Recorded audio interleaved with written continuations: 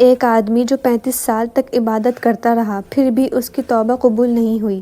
حضرت موسیٰ علیہ السلام سفر پر جا رہے تھے کہ اچانک ان کی نظر ایک آدمی پر پڑی جو اکیلا بیٹھا رو رہا تھا۔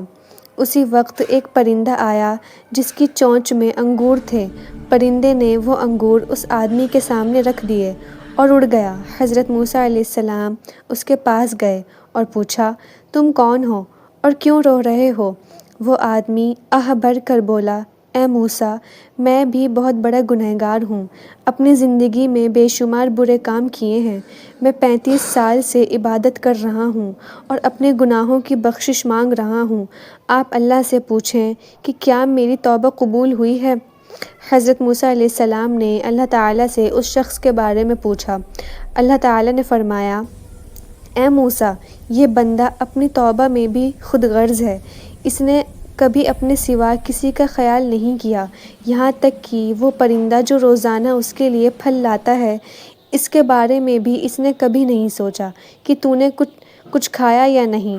اسی وجہ سے اس کی توبہ قبول نہیں ہوئی۔ جب حضرت موسیٰ علیہ السلام نے یہ پیغام اس آدمی کو سنایا تو اس نے کہا، اے موسیٰ، اللہ سے یہ بھی پوچھیں کہ جو 35 سال میں نے عبادت کی ہے اس کا کوئی ثواب ملے گا؟ اللہ تعالیٰ نے فرمایا، اسے کہہ دو کہ اسے ایک دعا مانگنے کا حق دیا گیا ہے مگر معافی کے سوا وہ کچھ بھی مانگ سکتا ہے۔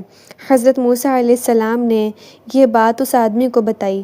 وہ کچھ دیر سوچ میں رہا، پھر بولا، اے موسیٰ، اپنے رب سے کہو کہ مجھے اتنا بڑا کر دے کہ جب میں جہنم میں جاؤں تو اتنی جگہ گھیر لوں کہ کسی اور کے لیے وہاں جگہ نہ بچے۔